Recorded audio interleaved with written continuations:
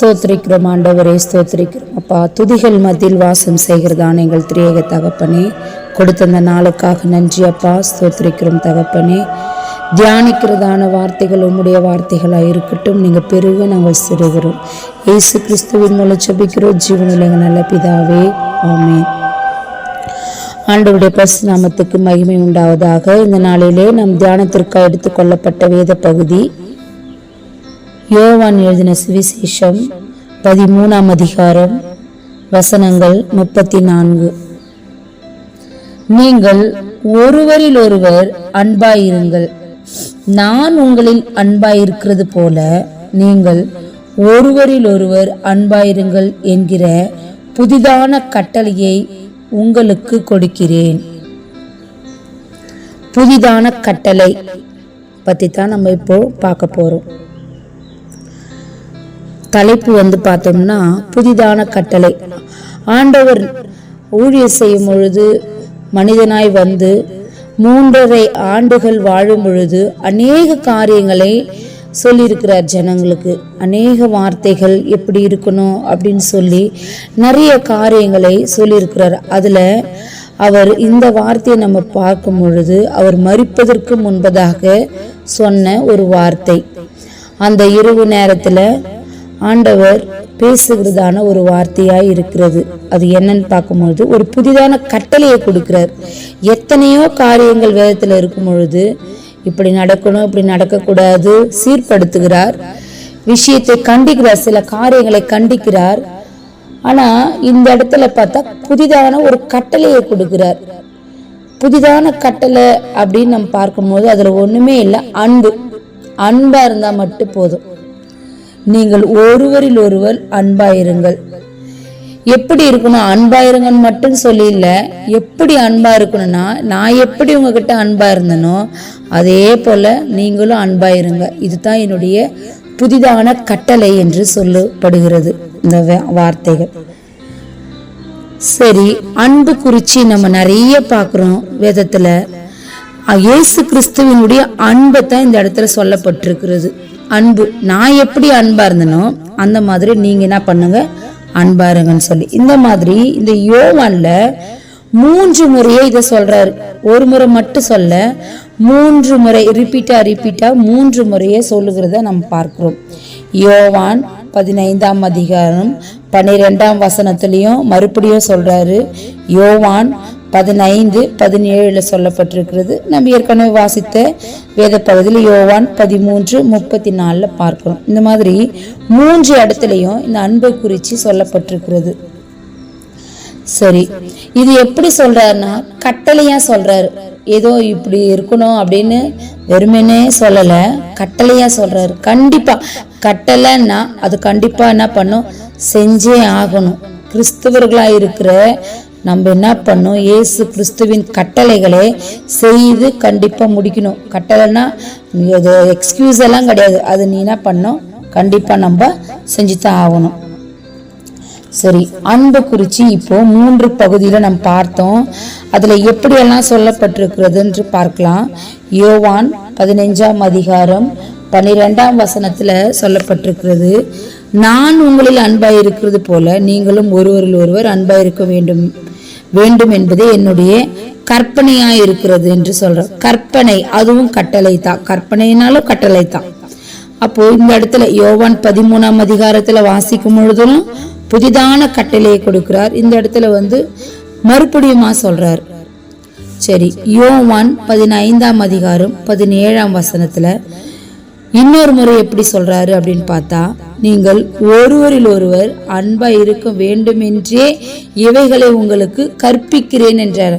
கற்பிக்கிறேன்னா கற்றுக் கொடுக்கிறார். சொல்றாரு, நீங்கள் ஒருவரில் ஒருவர் அன்பா இருக்க வேண்டும் என்றே இவைகளை உங்களுக்கு கற்பிக்கிறேன், சொல்லி கொடுக்கிறேன். நீங்க எப்படி இருக்கணும், அன்பா தான் இருக்கணும் அப்படின்னு சொல்றாரு. வேதத்துல அன்பை குறிச்சு சில காரியங்கள் சொல்லப்பட்டிருக்கிறது. அதுல ரோமர் 13ஆம் அதிகாரம் 8ஆம் வசனத்துல நம்ம பார்க்கலாம். ஒருவர் எப்படி இருக்கணும்னா, அன்பு மட்டும்தான் கடனா வச்சுக்கணுமா.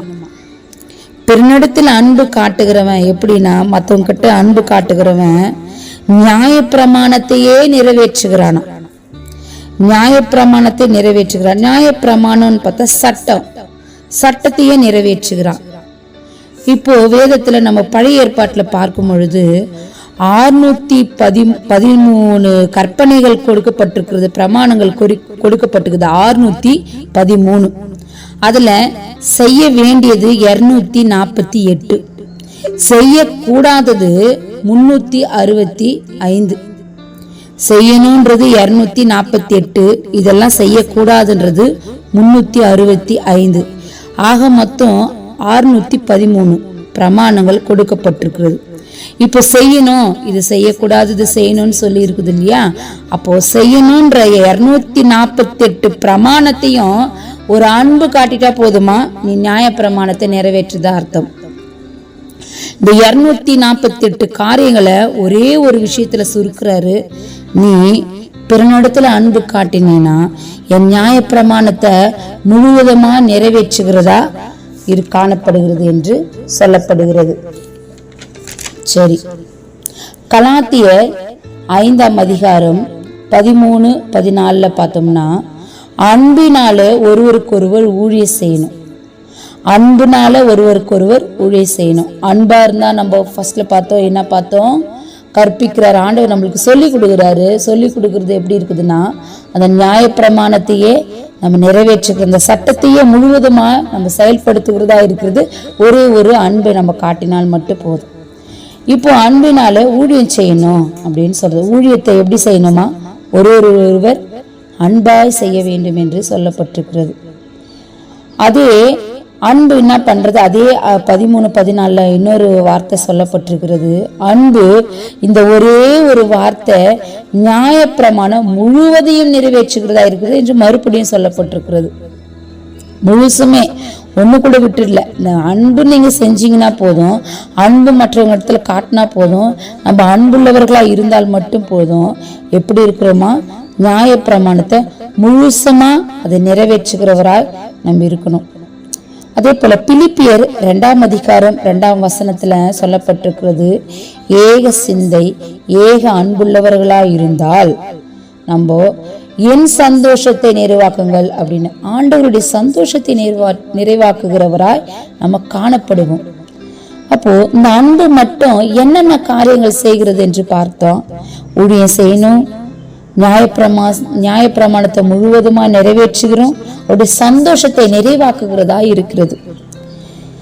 அப்போ ஒவ்வொரு விஷயத்துல அப்போ நம்ம அன்பு காட்டினா, அன்பு நம்ம இருந்தா, அன்போடு நம்ம மற்றவர்களை நம்ம சிநேகிக்கும் பொழுது, அன்போடு ஊழியம் செய்யும் பொழுது, அன்புல நம்ம நிற்கும் பொழுது, நிலைத்திருக்கும் பொழுது, மற்றவரிடத்துல அன்பாய் நாம் நடக்கும் பொழுது என்னென்ன காரியங்கள் வேதத்துல சொல்லப்பட்டிருக்கிறதுனா, நியாயப்பிரமாணத்தை முழுசுமா நம் கை கொண்டவர்களாய் காணப்படுவோம்.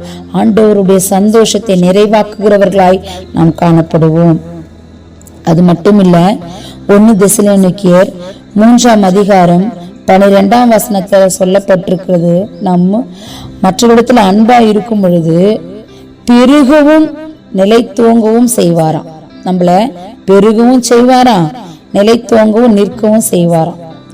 அப்போ அந்த அன்பு மட்டும் என்னென்ன காரியங்கள் செய்து கொண்டிருக்கிறது. ஆனா அது மட்டும்தான் நம்மளுடைய வாழ்க்கையில சில வேளையில நம்ம தவறுகிறவர்களாய் இருக்கிறோம். கோபத்தினால, பல விஷயத்தினால நம்ம என்ன பண்ணிடுறோம், அந்த அன்பை சில வேளையில மற்ற இடத்துல நம்ம காட்டாம விட்டுறதுனால என்னென்ன காரியங்கள் நம்ம இழக்கிறோம், நம்ம ஆவிக்குரிய காரியத்தை நம்ம என்னென்ன இழந்து கொண்டு இருக்கிறோம் என்பது இது நம்மளுக்கு அழகாக சொல்லி கொடுத்து கொண்டிருக்கிறது. அதே போல எபிரேயர் 13ஆம் அதிகாரம் 1 வசனத்துல சகோதர சிநேகம் நமக்கு இருக்கணும். சகோதர இடத்துல அன்பு இருக்க வேண்டும்.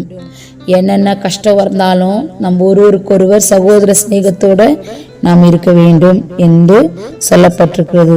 அது மட்டும் இல்ல, யாக்கோபு 2ஆம் அதிகாரம் 8ஆம் வசனத்துல சொல்லப்பட்டிருக்கிறது, அன்பு உன்னிடத்தில் இருந்தால், அன்பு கூறியவர்களா நம்ம இருந்தால், அன்பு பிறடத்தில் காட்டுகிறவர்களா இருந்தால், ராஜரீக பிரமாணத்தை, அன்பு என்பது ராஜரீக பிரமாணம், வெறும் பிரமாணம் மட்டும் இல்ல, ராஜரீக பிரமாணம். ஆண்டவர் ராஜா அவர் சொன்ன பிரமாணத்தை, அவர் ராஜரீக பிரமாணத்தை நாம் நிறைவேற்றுகிறவராய் இருப்போம்.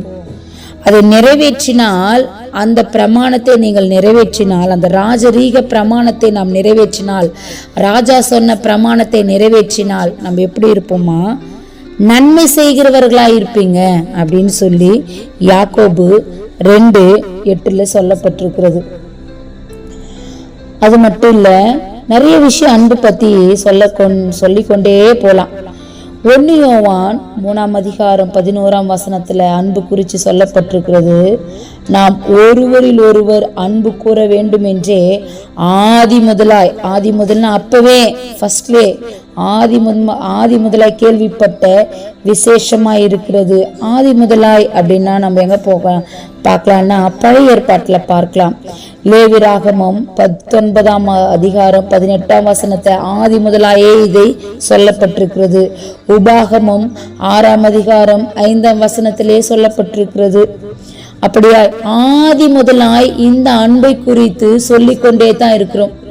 ஆனா இந்த அன்பை குறித்து நாம் பல வேளையில தவறுகிறது நிமித்தமாக நாம் என்னென்ன இழந்து போயிருக்கிறோம் ஆவிக்குரிய வாழ்க்கையில என்று நாம் பார்த்தால், ஆண்டவருடைய சந்தோஷத்தை நிறைவாக்குகிறது இல்லை, நியாயப்பிரமாணத்தை நிறைவேற்ற தவறுகிறவர்களாய் இருக்கிறோம், ஊழியம் செய்கிறதுல தவறுகிறவர்களாய் இருக்கிறோம், நாம் பெருக நிலைத்தோங்க செய்கிறதுல தவறிக்கொண்டு இருந்திருக்கிறோம், ராஜரீக பிரமாணத்தை நிறைவேற்றாமல் சில வேளையில தவறிக்கொண்டு இருந்திருக்கிறோம், நன்மை செய்கிறவர்களாய் நாம் பல வேளையில தவறிக்கொண்டிருக்கிறோம் என்பதை இந்த வேத வார்த்தை நம்மளுக்கு சொல்லிக்கொண்டு இருக்கிறது. கர்த்தர் நம்மளோடு பேசிக்கொண்டிருக்கிறார். ஆமீன். 1 யோவான் 3:18 சொல்லப்பட்டிருக்கிறது, வசனத்தினால் அல்ல, நாவினாலும் அல்ல, கிரியையினாலும் உண்மையினாலும் அன்பு கூற கடவோம் என்று சொல்லப்பட்டிருக்கிறது. வசனத்தை வச்சு நம்ம இன்னைக்கெல்லாம் வசனத்தை வச்சு ஒருத்தருக்கு மெசேஜ் சொல்லிடலாம். இன்னைக்கெல்லாம் வசனத்தை வச்சு அதை கிளியர் பண்ணி இப்படி இருக்குது வேதத்துல எப்படி இருக்குது அப்படின்னு சொல்லி யாருனாலும் பேசலாம், சொல்லலாம். அது நம்முடைய நாவு சொல்லிக்கொண்டே இருக்கும். ஆண்டவருடைய வார்த்தைகளை பேசிக்கொண்டே இருக்கலாம் வசனத்தை வச்சு. ஆனா அதை செயல்படுத்துகிறோமா அப்படின்னு பார்த்தோம்னா கொஞ்சம் மௌனமா தான் இருப்போம். செயல்படுத்தி கொண்டிருக்கிறோமா? கிரியையினால உண்மையினால நம்முடைய வாழ்க்கையில உண்மை இருக்கிறதா? உண்மையாய் செயல்படுத்தி கொண்டிருக்கிறோமா? நம்முடைய கிரியைகள் சொல்லுகிற அந்த வசனத்தை, நாம் படிக்கிற அந்த வசனத்தை இப்போது கூட இப்போ அன்பை குறித்து நம்ம படிச்சு பார்த்துன்னு இருக்கிறோம். அதனுடைய வாழ்க்கையில செயல்படுத்தினா தான் அது முழுமை அடையும். ஏதோ வசனம் இருக்குது இப்படி எடுத்து நானும் சரி நீங்களும் சரி இந்த வசனத்தை நம்ம சொல்லும் பொழுது இப்படியா இருக்குதுன்னு சொல்லிட்டு கொண்டு போயிடலாம். ஆனா அது முழுமையாகாது. ஆனா அதை எப்போ நம்ம செயல்படுத்துகிறோமோ, அது உண்மையில நம்முடைய வாழ்க்கையில எப்படி செயல்படுத்துகிறோமோ, அதை செயல்படுத்துகிறது எப்படியா இருக்க வேண்டும் அப்படின்னா கிரியையினாலும் உண்மையினாலும் அன்பு கூற வேண்டும் என்று சொல்லப்பட்டிருக்கிறது. அன்பு அதே 1 யோவான்ல 4:7 சொல்லப்பட்டிருக்கிறது. அன்பு தேவனால் உண்டாயிருக்கிறது. அந்த அன்புனால மாத்திரமே தான் நம் பாவிகளா இருந்தாலும் கிறிஸ்து நமக்காக மரித்ததினாலே தேவன் நம்மேல் வைத்த தமது அன்பை விளங்க பண்ணினாராம். நம் பாவிகளா இருக்கிறதுனால தேவன் நம்மேல் வைத்த அன்புனால தான் அவருடைய சரீரத்தையே அவருடைய ரத்தத்தையே அவரையே பரத்திலிருந்து வந்து நமக்காக மரித்தாரு அப்படின்னு நம்ம பார்க்கலாம். எதனால? அன்பு மட்டுமே. அன்பு இல்லைன்னா ஒண்ணுமே கிடையாது. இன்னைக்கெல்லாம் நம்ம என்ன பண்ணலாம், அந்நிய பாஷை பேசியிருந்தாலும், தீர்க்க தரிசனம் சொல்லி கொண்டு இருந்தாலும், வசனத்தை சொல்லி கொண்டு இருந்தாலும், அதை நாவினால் நாம் பேசிக்கொண்டு இருந்தாலும் அன்பு இல்லை என்றால் ஒன்றுமே கிடையாது என்று வேதம் நமக்கு சொல்லி கொண்டிருக்கிறது. அன்பு தேவனால் உண்டாயிருக்கிறது. அப்போ அன்புள்ள எவனும் தேவனாலே பிறந்து அவரை அறிந்திருக்கிறான் என்று 1 யோவான் 4:7 சொல்லப்பட்டிருக்கிறது. அன்புள்ளவன் எவனும் தேவனால் பிறந்திருக்கிறான். அவருடைய வித்து நமக்குள்ள இருக்கிறது. தேவனால் பிறந்திருக்கிற நான், அவருடைய வித்து எனக்குள்ள இருக்கிறது என்றால் தைரியமாய் நம்ம சொல்லணும் அப்படின்னு நம்ம பார்த்தோம்னா, அன்பு நம்ம கிட்ட இருந்தால் மட்டுமே தான் அதை நம்ம பிரஸ்தாபப்படுத்த முடியாது, நமக்கு சொல்ல முடியும், அதை செயல்படுத்தணும். நம்ம அப்போ அன்பு தேவனால் உண்டாயிருக்கிறது நிமித்தமாக, அன்பு தேவனால் உண்டாயிருக்கிறது. நாம் தேவனுடைய பிள்ளை என்று சொல்லிக் கொள்ளுகிற நாம், அவரால் பிறந்திருக்கிற என்று சொல்லிக் கொள்ளுகிற நாம், அவருடைய வித்து நமக்குள்ள இருக்குது அப்படின்னா நம்ம கிட்ட அன்பு இருந்தால் மட்டும்தான் அதை சொல்ல முடியும். இப்படி அன்பை குறிச்சு நிறைய நம்ம பார்த்தோம். முதல்ல யோவான் 13ஆம் அதிகாரம் 34ஆம் வசனத்துல நாம் பார்த்து, அடுத்த வசனம் 35ஆம் வசனம் இவ்விதமாய் சொல்லப்பட்டிருக்கிறது. நீங்கள் ஒருவரில் ஒருவர் அன்புள்ளவர்களாய் இருந்தால் அதனால் நீங்கள் என்னுடைய சீஷர்கள் என்று எல்லாரும் அறிந்து கொள்வார்கள் என்றார். நீங்க ஒருத்தருக்கு ஒருவர் அன்பா இருந்தீங்கன்னா மற்றவங்க பார்க்கிறவங்க என்னுடைய சீஷன் என்று அறிந்து கொள்வார்கள் என்று. நம்ம இப்பொழுது கூட விசுவாசி, நம்ம விசுவாசி அப்படின்னு தான் சொல்லி இருக்கிறோம். விசுவாசிகள், கிறிஸ்தவர்களை விசுவாசிகள் என்று நம்ம சொல்றோம். எப்பொழுது நம்ம சீஷர்களாய் மாறுவது? விசுவாசிகளாவே இருந்துடலாமா? இல்ல, அவருடைய சீஷர்களாய் மாறணும். சீஷர்களாய் மாறி எல்லா காரியங்களையும் நாம் கற்றுக்கொண்டு, எப்படி இயேசு கிறிஸ்துவினுடைய சீஷர்கள் இந்த 3.5 ஆண்டுகள் அவரிடத்துல கற்றுக்கொண்டார்கள். கற்று முழுவதுமாய் அவரை போலவே மாறிட்டாங்களாம். யாரு எவங்கன்னே வித்தியாசம் தெரியல. உன்னுடைய பேச்சு வெளிப்படுத்துகிறது என்று பேதுருவை பார்த்து சொல்றாங்க. அவங்களோட பேச்சு மாறிச்சு, அவங்க நட மாறிச்சு, அவங்களோட உடைகள் மாறிவிட்டது. அவங்க படிப்பறிவே அவங்களுக்கு கிடையாது. ஆனா அவங்க போய் நின்று அதை மெசேஜ் கொடுக்கும்போது, ஆண்டவருடைய வார்த்தை பேசும்போது, ஐயோ இவங்களுக்கு கல்வியே அவங்களுக்கு இல்லையே, படிப்பறியாதவர்களாச்சே, இவங்க எப்படி இப்படி பேசுறாங்க அப்படின்னு எல்லாரும் ஆச்சரியப்பட்டாங்க. அப்படியா நம்ம எப்படி இருக்கணும் அப்படின்னா, சீஷர்களாய் மாறணும். சீஷர்களாய் மாறினால் மட்டுமே தான் துன்பம், கஷ்டம், எல்லா பிரச்சனைகளை நம்ம ஏற்றுக்கொண்டு கற்றுக்கொண்டு ஆண்டவரிடத்துல கற்றுக்கொள்ளணும். முதலாவது ஆண்டவர் சொல்லுகிற காரியங்களை நம்ம முதலாவது கற்றுக்கொண்டு அதை செயல்படுத்தும் பொழுது ஆண்டவருடைய சீஷர்கள் என்று மற்றவர்கள் நம்மளை குறித்து சாட்சி சொல்லுவாங்க. அப்போ இன்னொன்னும் வேதத்துல சொல்லப்பட்டிருக்கு, என்னை விட அதிகமா நீ யாரை நேசிச்சாலும் சரி எனக்கு சீஷனா இருக்க முடியாது. அப்போ நம்ம எப்படி இருக்கிறோம்? இன்னும் விசுவாசிகளாவே வாழ்ந்து கொண்டு இருப்போமா? இன்னுமே இப்படியே இருக்கிறோமா? இன்னும் பால் குடித்து கொண்டு இருக்கிற, பால் உண்ணுகிறவர்களா, குழந்தைகளை போல இருக்கிறோமா?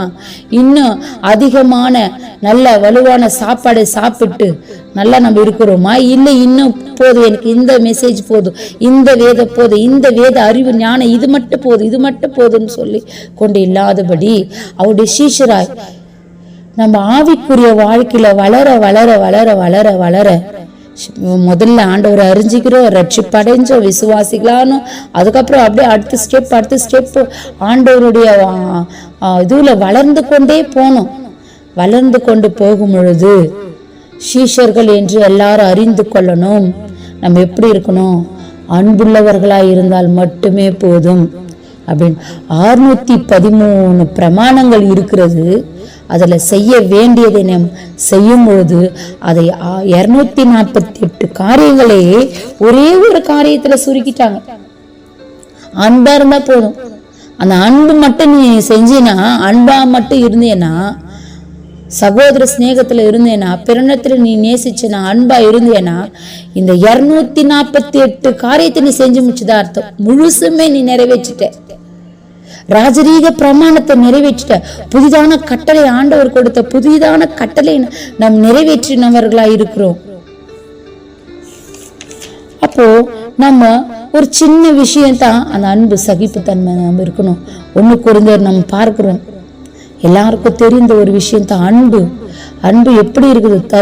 தற்பொழிவு நாடாது, சினமடையாது, தீங்கு நினைக்காது, எல்லா இடத்துல சந்தோஷமா இருக்கும். அப்போ அந்த அன்பு ஒன்று காரியம் நம்முடைய வாழ்க்கையில நம்ம இருக்கும் பொழுது என்னென்ன காரியங்கள் நம்ம நிறைவேற்றுகிறோம் என்பதை நமக்கு வேதம் நமக்கு அழகாக சொல்லி கொடுத்து கொண்டு இருக்கிறது. சரி, கடைசியா அந்த அன்பை குறிச்சு என்னென்ன காரியங்கள் என்று சுருக்கமா நம்ம பார்க்கலாம். அது கட்டளையா இருக்கிறது என்று நாம் பார்த்தோம். ஆண்டவர் அந்த அன்பை குறித்து நம்ம கற்றுக் கொடுக்கிறது என்று பார்த்தோம். அது கடன் எப்படி நம்ம மற்றவங்கிட்ட எப்படி வாங்கணும், எப்படி இருக்கணும், அந்த அன்பு மட்டுமே கடனை வச்சுக்கணும் அப்படின்னு நம்ம பார்த்தோம். நியாயப்பிரமாணத்தை நிறைவேற்றுகிறோம். ஆண்டவருடைய சந்தோஷத்தை நிறைவேற்றுகிற பிள்ளைகளாய் நாம் இருக்கிறோம். இப்படியெல்லாம் நம்ம வாழும் பொழுது, இப்படியெல்லாம் நம்ம இருக்கும் பொழுது ஆண்டவர் நம்மளை பெருக செய்கிறாராம். பெருகவும் நிலைத்தோங்கும் செய்கிறாராம். அதுக்கு ஒரே ஒரு காரியத்தை நம்ம செய்ய வேண்டும். அன்பா மட்டும் இருந்தா போதும். அன்பு எப்படி இயேசு கிறிஸ்து நம்மேல் அன்பா இருந்து நம்மேல் அன்பு வைத்ததின் நிமித்தமாக அவருடைய ஸ்தானத்திலிருந்து இறங்கி நமக்காக வந்து நம்முடைய பாவத்தை போக்கும்படியாக அவருடைய ரத்தத்தையே, முழு ஒரு சொட்டு ரத்தம் கூட இல்லை, எல்லா ரத்தத்தையும் நமக்காக சிந்தி நம்முடைய பாவத்திலிருந்து ரட்சிப்பு அடைய செய்தது அன்பு மட்டுமே. அவருடைய பிள்ளைகள் என்று சொல்லிக் கொள்கிற நாம் அவருடைய சீஷர்களாய் மாற வேண்டும் என்றால் இந்த அன்பு நமக்கு இருக்க வேண்டும். இந்த அன்பு இருந்தால் மாத்திரமே நம் சீஷனாக மாற முடியும். ராஜரீக பிரமாணத்தை நிறைவேற்ற முடியும், நியாய பிரமாணத்தை நிறைவேற்ற முடியும், அவருடைய சந்தோஷத்தை நிறைவேற்ற முடியும், ஊழியம் செய்ய முடியும். இப்படி எல்லா காரியத்தையும் செய்ய போகிறது. இந்த பைபிள்ல எல்லா வார்த்தைகளும் படிச்சுட்டு அதுல ஒரே ஒரு வார்த்தை எடுக்கணும் அப்படின்னு நம்ம பார்த்தோம்னா, ஒரே ஒரு முதல் வருகிற ஒரு சொட்டு எதுன்னு பார்த்தோம்னா அன்பு மட்டும்தான். ஃபர்ஸ்ட் அன்பு தான், அன்பு மட்டும்தான். அதுக்கப்புறம் தான் எதுவா இருந்தாலும், அதுக்கப்புறம் தான் எல்லாமே. முதல் அன்பு தான். கிறிஸ்துவனுடைய குவாலிஃபிகேஷனே அன்பு தான். அன்பு இல்லைன்னா அவன் கிறிஸ்தவனே கிடையாது. ஏன்னா நம்ம கடைசியா பார்த்ததுல அன்பு தேவனால் உண்டாயிருக்கிறது. அன்பு இல்லைன்னா அவன் தேவனால் பிறந்தவன் அல்ல.